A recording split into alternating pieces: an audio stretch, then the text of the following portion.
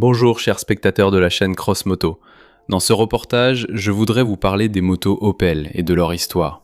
Vous ne rêvez pas? Oui, la société Opel a produit des motos pendant un certain temps.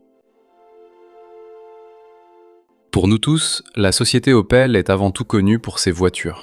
Fondée en 1862 par Adam Opel, l'entreprise serait sûrement encore aujourd'hui célèbre pour ses machines à coudre, ses vélos et ses motos. Si ce n'était pas pour ses 5 fils. Commençons par le début. Tout a débuté avec la passion d'Adam pour la technologie. Originaire de Rüsselsheim, où la principale nouveauté du siècle était une horloge mécanique à l'hôtel de ville, Opel voyageait sans cesse à travers l'Europe. Il représentait les affaires de la chapellerie paternelle et étudiait avec intérêt de nombreuses curiosités mécaniques. Adam était particulièrement fasciné par les machines à coudre, à tel point qu'à peine âgé de 25 ans, en 1863, il osa ouvrir dans l'ancienne étable la première usine d'Allemagne pour la fabrication. Le succès fut grandiose. En 1887, la fabrique de machines à coudre d'Adam Opel occupait la première place en Europe.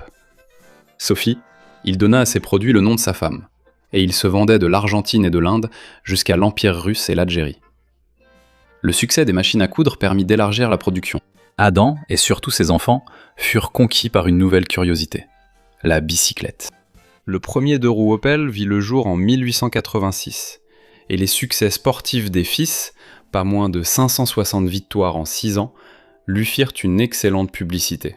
Vers la même période, l'Allemand Karl Benz construisait dans son atelier la première automobile au monde dotée d'un moteur à combustion interne. Cependant, l'invention de Benz n'a pas impressionné Opel, ce qui n'a pas été le cas de ses fils, qui ont poursuivi l'œuvre de leur père après sa mort en 1895. Les héritiers d'Adam Opel ont accueilli l'idée de produire des voitures avec beaucoup d'enthousiasme, et en 1899, ils ont créé une co-entreprise d'assemblage automobile avec le constructeur de wagons Friedrich Lutzmann. Cependant, en raison de désaccords entre les partenaires, la production de voitures sous la marque Opel Lutzmann a été arrêtée au bout d'1 an seulement.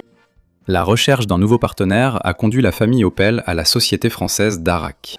Elle livrait en Allemagne des châssis motorisés, sur lesquels des carrosseries originales étaient montées à Rüsselsheim. En plus de se lancer dans la production d'automobiles, il était tout à fait logique à l'époque pour les entreprises fabriquant des vélos de se lancer également dans la production de motos. La première moto de la firme Opel a fait ses débuts en 1901. C'est un vélo doté d'un petit moteur, installé dans un cadre tubulaire simple, avec entraînement de la roue arrière par courroie trapézoïdale. La moto était démarrée à l'aide de pédales qui, lorsqu'on les actionnait en arrière, activaient le frein situé dans le moyeu de la roue arrière. D'ailleurs, les pédales étaient également nécessaires pour aider le moteur d'1,5 cheval lors des montées. Un prix relativement abordable de 700 marks a immédiatement assuré le succès de la première moto Opel. Bientôt, le public a exigé de meilleures performances des machines. C'est toujours pareil, on veut plus de chevaux et de vitesse. Pour cette raison, d'une part, la puissance du moteur monocylindre a été progressivement augmentée, jusqu'à 3/4 chevaux en 1907, et d'autre part, une moto avec un moteur bicylindre de 3,5 chevaux a été construite. Bien que ces machines se vendaient respectivement à 400 et 600 marks, ces modèles n'ont rencontré qu'un succès modeste. En raison de la crise financière qui a éclaté, la production a cessé à la fin de l'année. En 1911, un terrible incendie s'est déclaré dans l'usine de fabrication de machines à coudre. Les frères ont dû stopper leur production après avoir fabriqué environ 1 million d'unités. Après l'incendie, l'usine Opel a été largement reconstruite et le parc de machines a été modernisé. À la fin de l'année 1912, il a été décidé de reprendre la production de motos dans la nouvelle usine. Et 1 an plus tard, le prototype était prêt. Mais il n'a pas été lancé en série, car en 1914, comme vous le savez, l'humanité attendait quelque chose de bien plus mouvementé que vos motos. La Première Guerre mondiale a éclaté. Après la guerre, la production de motos a repris en 1919. Les frères Opel ont dépoussiéré le prototype de 1913 et ont décidé qu'il conviendrait au public de l'époque. C'était un vélo tout à fait ordinaire, avec un moteur monocylindre de 140 cm3 placé près de la moto, à côté de la roue arrière, et développant environ 1 cheval-vapeur de puissance. Le cyclomoteur Opel pouvait se vanter d'atteindre une vitesse allant jusqu'à 40 km/h. Mais, très probablement, seulement en descente.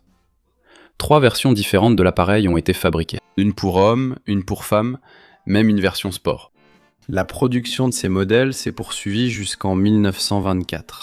Pendant les années difficiles de l'après-guerre, la production de motos, soutenue par plusieurs succès sportifs, a largement contribué à la popularité de la marque Opel.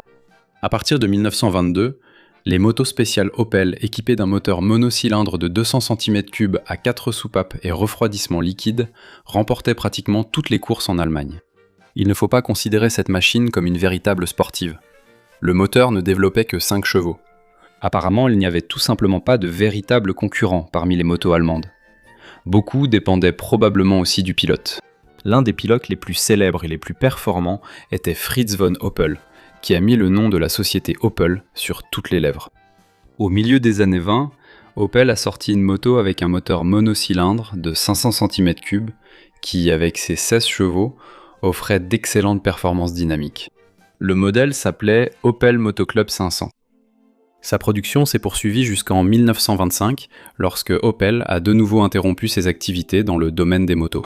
3 ans plus tard, la production de la moto a repris dans les ateliers Elite Diamant en Saxe, dont 75 ont été achetés par les frères Opel. En 1928, le nouveau Motoclub 500 a été présenté. C'était une moto aux lignes modernes et à la maniabilité exceptionnelle, qui pouvait atteindre une vitesse de 120 km/h. Les principales nouveautés de ce modèle étaient un cadre en profil d'acier embouti plutôt qu'en tube, ce qui a permis de réduire les coûts et le poids de la moto, tout en augmentant sa rigidité et solidité, et une fourche d'un design inhabituel. Et en plus de tout cela, une apparence unique, dominée par des tons rouges. Les pneus rouges d'ailleurs, ce n'est pas du Photoshop. Le public avait le choix entre 2 versions de la moto. La version de base avec un moteur de 16 chevaux, et la version SS avec un moteur de 22 chevaux, reconnaissable à ses 2 tuyaux d'échappement. En 1930, il s'est produit un autre événement extrêmement curieux et inhabituel chez Opel. Fritz von Opel, le fils du fondateur de l'entreprise et directeur des essais et de la publicité chez Opel, a fait la connaissance de Friedrich Zander et de ses propulseurs à poudre. Fritz, membre actif de l'entreprise, était aussi pilote moto et voiture, et un vrai casse-cou. Il rêvait de records de vitesse et de gloire, alors imaginez son enthousiasme lorsqu'il a découvert les possibilités offertes par l'utilisation des propulseurs à poudre. Opel était tellement passionné par cette idée qu'il installait les propulseurs de Zander partout où il le pouvait. Voiture, draisine, planeur et finalement, moto. Il existe même des images uniques de cette folie. La base de la moto fusée était le modèle Motoclub 500 SS. C'était la moto la plus puissante et sérieuse de la marque. En 1928, selon les données officielles, le record de vitesse pour une moto était de 200,6 km/h. Opel, en regardant la moto de sa propre fabrication, s'est dit « La conception semble fiable, elle devrait supporter des charges extrêmes. Et si on équipe la moto de fusée, il y a une chance de battre le record. » Le travail a débuté. La roue arrière a reçu un carénage et 3 propulseurs à poudre ont été placés de chaque côté. Ernst Neumann Nender a conçu une fourche avant modifiée et un guidon abaissé pour le modèle de vitesse. De plus, la moto a reçu de grands repose-pieds en tôle. Le but de la course était qu'un moteur monocylindre de 500 cm3 développant 22 chevaux en version d'origine, qui a été poussé à 30 chevaux sur cette moto, la propulse à une vitesse d'environ 140 km/h. Puis, l'appui sur un levier spécial déclenche des propulseurs d'une poussée totale de 30 kg, qui en 3 étapes successives propulsent cette merveille de technologie à des vitesses dépassant les 200 km/h. La tentative de record devait avoir lieu le 23 mai 1928, sur une route ouverte près de Fribourg. Théoriquement, Fritz pouvait battre le record. La vitesse calculée de la moto-fusée atteignait 230 km/h. Mais pour des raisons de sécurité, il lui a été interdit de le faire. La tentative n'a donc jamais eu lieu. Dès l'année suivante, un autre pilote, un certain Lurs, a décidé de tenter à nouveau la tentative d'Opel. Cependant, il n'a pas installé 6, mais bien 14 propulseurs à poudre sur sa moto. On ignore comment tout s'est déroulé, mais le record n'a pas été battu. En 1928, Opel, avec une part de marché de 37,5%, et 42 000 unités vendues, devient le plus grand constructeur automobile allemand. Oui, il faut reconnaître que les frères Opel misaient principalement sur l'automobile. Et nous savons aussi qu'à cette époque, une crise financière planait sur l'ensemble du monde capitaliste. À la fin de l'année 1929, les propriétaires de la société Opel étaient très préoccupés par cette crise. Cela les a amenés à intégrer le groupe General Motors. GM acquiert 80 actions de la société Adam Opel AG pour un montant d'environ 26 millions de dollars, devenant ainsi l'actionnaire majoritaire. Malgré son intégration dans le groupe, Opel conserve son autonomie et sa liberté, et renforce sa position sur le marché mondial. Opel devient également le premier constructeur allemand à créer sa propre compagnie d'assurance. En 1931, GM achète les 20% restants de la société. À ce moment-là, Opel est devenue la filiale détenue à 100% de la société américaine, avec un effectif de 13 000 personnes, produisant chaque jour 500 voitures et 6 000 vélos.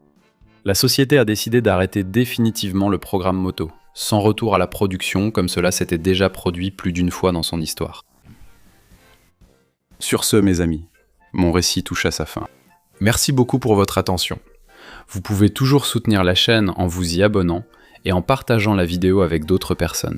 Vous pouvez aussi soutenir financièrement via les coordonnées du commentaire épinglé. C'était la chaîne Cross Moto. À bientôt!